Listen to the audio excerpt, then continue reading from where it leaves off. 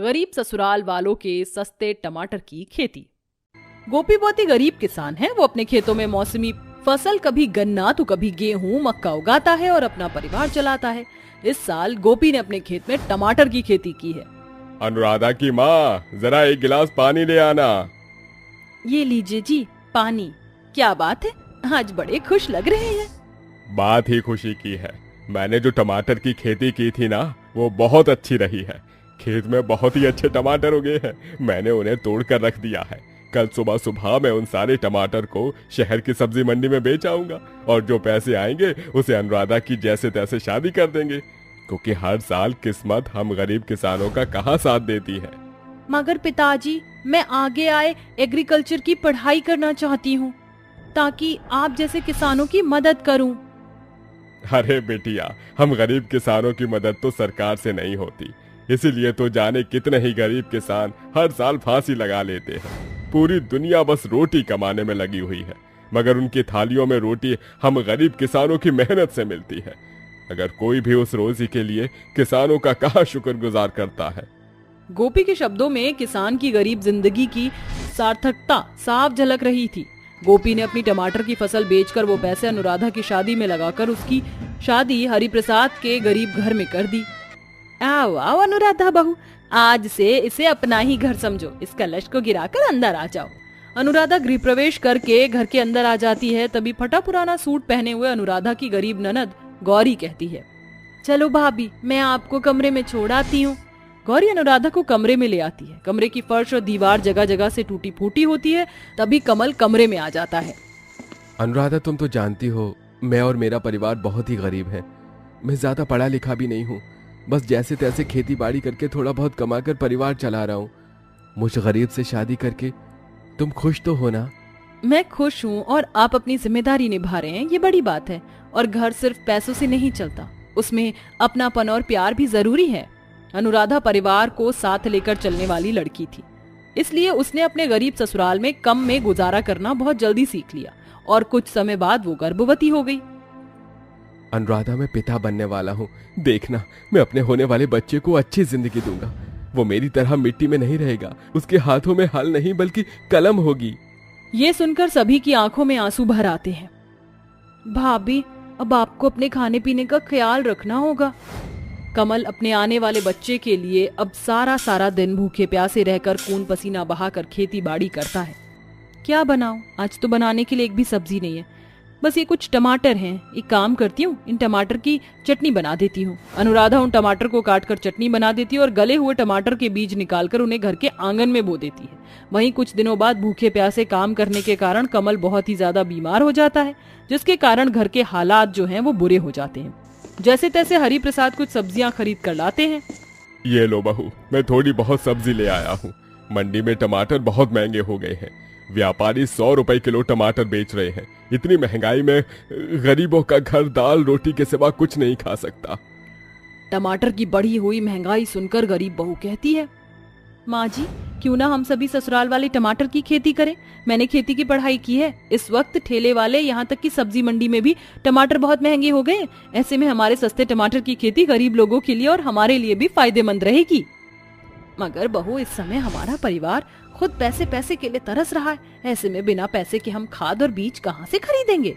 माँ जी, मैंने आंगन में कुछ टमाटर बोए हैं, उनमें टमाटर भी लगे। हम उनके बीज को खेत में बो देंगे। और रही बात खाद की, तो उपलों की राख खेती के लिए सबसे अच्छा है। हम सस्ते टमाटर की खेती जरूर करेंगे।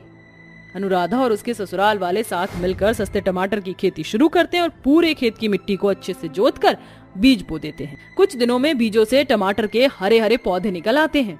देख बहू, इतनी जल्दी टमाटर के बीजों से पौधे निकल आए हैं। हाँ ससुर जी, मगर हमें पूरे खेत में खाद डालना होगा, वरना पौधों में कीड़े लग जाएंगे। ये कहकर गरीब गर्भवती बहू उपलों की भुरभुरी राख को पौधों के चारों तरफ डाल देती है। कुछ दिनों बाद उनमें पीले पीले फूल लग जाते हैं और धीरे धीरे पौधे बड़े हो जाते हैं और अब उनमें हरे हरे ढेर सारे टमाटर उगाते हैं। बहू, हमारे खेत में टमाटर तो उगाए, मगर अभी ये सारे के सारे टमाटर एकदम कच्चे और हरे हैं। माँ जी, अभी इन टमाटर को पूरी तरह पककर तैयार होने में समय लगेगा। हमें और इंतजार करना होगा। गरीबी के कारण बेचारे गरीब ससुराल वाले बिना सब्जी के कभी नमक रोटी तो कभी अचार रोटी खाते और अपनी टमाटर की खेती का पूरा होने का इंतजार करते। तभी 3 दिन तक तेज तूफानी बारिश होती है, जिससे कि उनकी झोपड़ी की छत जगह जगह से टपकने लगती है और उनकी झोपड़ी जमीन के तले में होने के कारण उसमें बारिश का पानी भर जाता है, जिससे कि बचा कुचा अनाज पानी में खराब हो जाता है और सभी 3 दिनों तक बारिश में भूखे रहकर दाने दाने के लिए तरसते हैं। बहू, ये बारिश तो जैसे जिद्दी बच्चे की तरह बरसती ही जा रही है। कहीं हम गरीबों की महीनों की मेहनत जाया ना हो जाए, हमारे टमाटर की खेती बारिश में बर्बाद ना हो जाए। भगवान इस बारिश को रोक दे। अब क्या हमसे ये छत भी छीन कर रहेगा। जैसे तैसे सुबह होने तक बारिश थम जाती है और अनुराधा और उसके ससुराल वाले खेत पर आते हैं, जहाँ पूरे खेत में लाल लाल रसीले टमाटर लगे होते हैं। सासू माँ, ससुर जी, देखिए, हम गरीबों की सस्ते टमाटर की खेती सफल रही। चलिए जल्दी से टमाटर तोड़ते हैं। सभी खेत में भरे बारिश के पानी में उतरकर टमाटर को तोड़कर उन्हें बेचने के लिए मंडी में ले आते हैं, जहां बहुत सारे ग्राहक महंगे व्यापारियों से मजबूरी में टमाटर खरीद रहे होते हैं। लूट लो 100 रुपए किलो में स्वादिष्ट लाल रसीले ताजे किसान केचप वाले बढ़िया टमाटर ले लो, लूट लो। अजी, देख रहे हो, इस मंडी के लिए ये टमाटर बेचने वाले लालची व्यापारी गरीब लोगों को कैसे ठग रहे हैं। कोई बात नहीं भाग्यवान, एक बार जब लोगों के हाथ हमारे सस्ते टमाटर लगेंगे तो कोई भी इनके महंगे टमाटर को नहीं खरीदेगा। ये कहकर हरी जोर जोर से टमाटर बेचने की आवाज लगाते हुए लोगों को अपने पास बुलाता है। लूट लो, आओ प्यारे प्यारे ग्राहकों, और ले जाओ ताजे ताजे रसीले टमाटर सिर्फ 30 रुपए किलो में। अरे 30 रुपए किलो में टमाटर? जब मंडी में इतने सस्ते टमाटर हैं तो इतने महंगे टमाटर क्यों खरीदना? टमाटर की सस्ती कीमत सुनकर लोग टमाटर खरीदने वहां दौड़े चले आते हैं। अरे रुक जाओ भाई, ये मक्खन मलाई वाले टमाटर छोड़कर कहाँ जा रहे हो? मंडी में सस्ते टमाटर आ जाने के बाद कोई भी ग्राहक महंगे दुकानदार के पास नहीं जाता, बल्कि सभी अनुराधा और उसके ससुराल वालों से ही सस्ते टमाटर खरीदते हैं। अरे भाई साहब, जरा जल्दी से मुझे 2 किलो ताजे ताजे टमाटर तोल दो।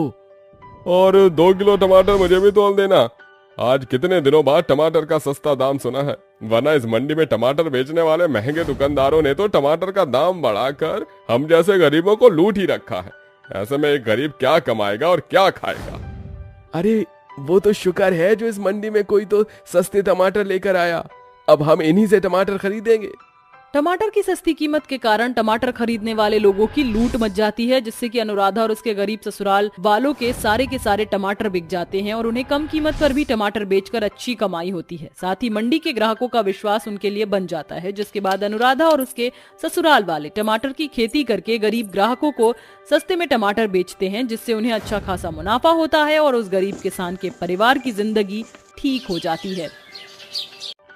खूंटे से बंधी गाय भूख से जोर जोर से गुहार लगा रही होती है, जिससे सरिता की आंखें खुल जाती है। सुबह हो गई है, आज तो वक्त का पता ही नहीं चला। मुझे जल्दी से धन्नो को चारा खिलाना होगा। ये कहकर सरिता आंख मलते हुए बिस्तर से उठकर चारा काट कर गाय को खाने को देती है और बाल्टी लेकर जल्दी जल्दी दूध दूहकर उन्हें लोगों के घर देने चली जाती है। गौरी, मैं ग्राहकों के घर दूध देने जा रही हूँ। ठीक है माँ। लीला मौसी, दूध लाई हूँ। सरिता बिटिया, आ गई तू? आज ना 2.5 किलो दूध देना। क्यों मौसी, आज कुछ खास है क्या? हाँ, आज सुबह सुबह शहर से सत्येंद्र आया है और तू तो जानती है उसे खीर कितना भाता है। बस वही बनाना है। शहर में तो पैकेट वाला नकली दूध मिलता है, इसीलिए सोच रही हूँ तेरी गाय का दूध पिलाकर अपने बेटे को हट्टा कट्टा करके ही भेजूंगी। ठीक है, ये लो मौसी, 2.5 किलो दूध। अच्छा, जय राम जी की। यूं तो मदनपुर गांव कई ग्वालों से भरा हुआ था, बावजूद इसके लोग सरिता से ही दूध खरीदते थे। सरिता एक गरीब दूध वाली थी, मगर वो बहुत ही खुददार थी। वो अपने गाय के दूध में किसी किस्म का मिलावट नहीं करती थी, इसलिए ग्राहक उस पर भरोसा करते थे। अच्छी गुणवत्ता के कारण सरिता के गाय के दूध का एक भी बूंद नहीं बचता था, मगर एक कड़वा सच ये भी था कि उसे अपनी ईमानदारी के बदले कुछ खास कमाई नहीं होती थी। वो सबसे सस्ता दूध बेचती थी। आज तो लोगों के घर दूध पहुंचाते हुए बहुत देर हो गई, मुझे जल्दी से घर जाना होगा। माँ, आप आ गई? देखिए ना, चिंटू आपके लिए रो रहा है। माँ, हमें बहुत जोरों की भूख लगी है, हमारे लिए खाना बना दो। हाँ, मैं बनाती हूँ खाना, सरिता के सिर पर ना सिर्फ 3 बेटियों पीहू, गौरी, राधा और चिंटू का पेट पालने की जिम्मेदारी थी, बल्कि अपनी बूढ़ी बीमार सास हीरा मणि के लिए दवाइयों का खर्च भी था। सरिता जल्दी से खाना बनाकर अपने बच्चों और सास को खिला देती है। गाय का दूध बेचकर ही सरिता का घर चलता है। मगर अब बारिश का दिन भी शुरू हो जाता है। सरिता अपनी गाय को चराने के लिए लेकर जा रही होती है, तभी बहुत जोर से बारिश शुरू हो जाती है। इतनी जोर की बारिश हो गई आज तो मैं अपनी गाय को खेत पर चराने कैसे लेकर जा पाऊंगी? और बिना चारा खाए तो धन्नो दूध भी नहीं देगी। ऐसे तो शाम को ग्राहकों के घर जाने वाला दूध रुक जाएगा। नहीं, मुझे बाजार जाकर अपनी गाय के लिए भूसा खली लेकर आना होगा। सरिता जल्दी से अपनी गाय को गौशाले में खूंटे से बांधकर खुद बारिश में भीगती हुई बाजार में आ जाती है। भैया 1 किलो चोकर और दाना देना। ये लो बहन, 150 रुपए हो गए। चोकर और दाने का बढ़ा हुआ भाव देखकर सरिता बहुत ज्यादा परेशान हो जाती है, मगर उस वक्त उसके पास कोई दूसरा रास्ता नहीं था। घर आकर सरिता भूसा और चोकर अपनी गाय को खिलाती है। धन्नो, अब जल्दी से मुझे दूध दे दे ताकि मैं ग्राहकों को दूध दे आऊं, वरना अगर तू दूध नहीं देगी तो मेरे ग्राहक घट जाएंगे।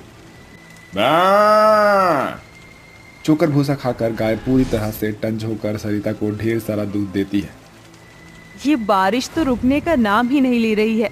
ऐसे में लोगों के घर दूध देने कैसे जाऊंगी? माँ, आप दूध देने थोड़ी देर बाद चले जाना, जब बारिश बंद हो जाए। सरिता काफी देर तक दूध से भरे डब्बे हाथ में लिए बारिश बंद होने का इंतजार करती है और फिर भीगते हुए घर घर जाकर दूध पहुंचाती है। लीला मौसी, दूध लाई हूँ। ला दे बिटिया।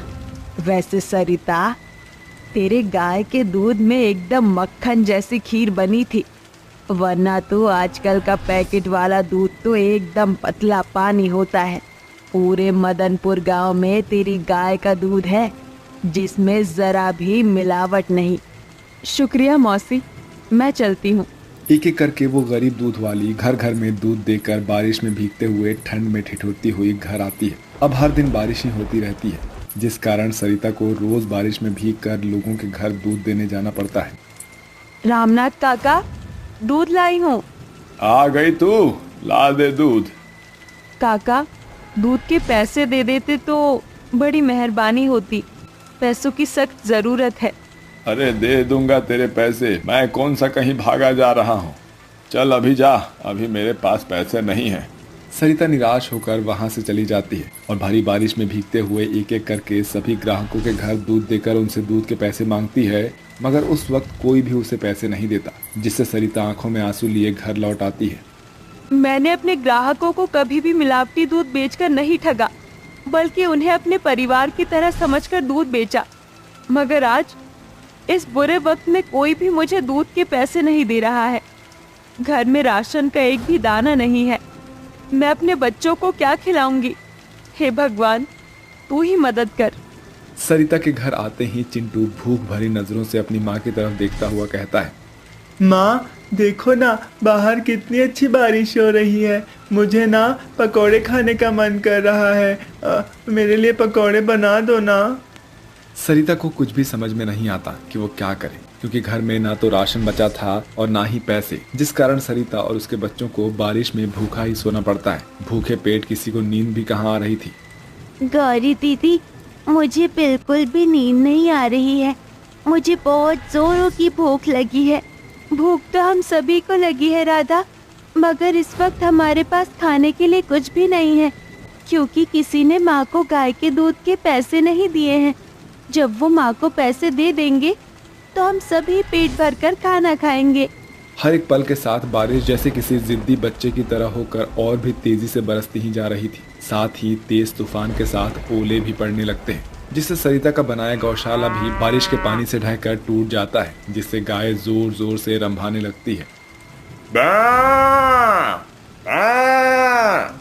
माँ देखो ना, हमारी गाय इतनी जोर जोर से क्यों चिल्ला रही है। माँ वो ठीक तो है ना? मैं जाकर देखती हूँ। सरिता जैसे ही बाहर आती है तो गौशाले को बारिश में टूटा हुआ देखकर कहती है, हे भगवान, धन्नो का गौशाला तो टूट गया। बारिश भी इतनी तेज है, अगर धन्नो बारिश में भीग गई तो वो बीमार हो जाएगी। मुझे इसे घर में लेकर जाना होगा।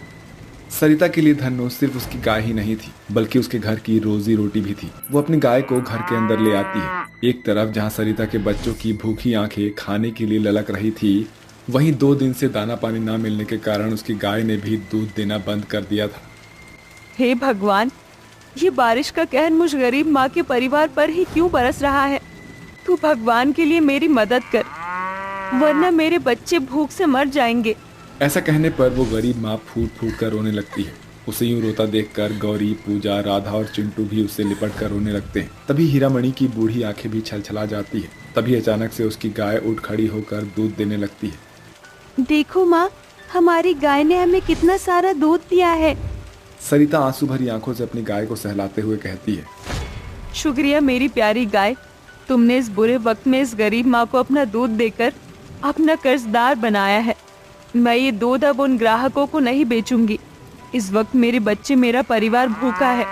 मुझे इस दूध को किसी ऐसे तरीके से बेचना होगा जो मुझे हाथों हाथ पैसे मिल जाए।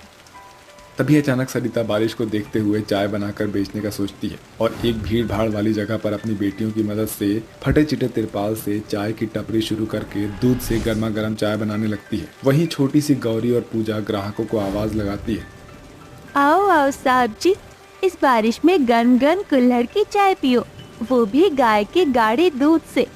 एकदम स्वादिष्ट चाय, 10 रुपए में। कई सारे लोग बारिश से बचने के लिए वहां आते हैं और सरिता की गाय के दूध की चाय पीते हैं, जो उन्हें खूब भाता है। सभी सरिता की बहुत ही तारीफ करते हैं। अरे वाह, ये चाय तो बड़ी ही लाजवाब है, एकदम कड़क वाली गाढ़ी चाय है। हाँ, वरना आजकल तो चाय वाले चाय के नाम पर पानी पिलाकर लोगों को ठगना लूटना जानते हैं सिर्फ। ये हुई ना असली चाय। चाय तो अच्छी होगी ना अंकल, ये हमारी गाय के दूध की बनी चाय है, इसमें जरा भी मिलावट नहीं। राधा की बातों में झलकती ईमानदारी देखकर ग्राहक उसका सर सहलाता है और थोड़ी ही देर में सरिता के गाय के दूध की चाय बिक जाती है और वो राशन लेकर अपने बच्चों के साथ घर आकर अपने भूखे बच्चों को भरपेट खाना खिलाती है। अपनी ईमानदारी की बुनियाद पर सरिता ग्राहकों का भरोसा जीत लेती है और अपने गाय के दूध का सही इस्तेमाल करके बारिश में चाय की टपरी चलाती है और अपने परिवार का गुजर बसर करती है।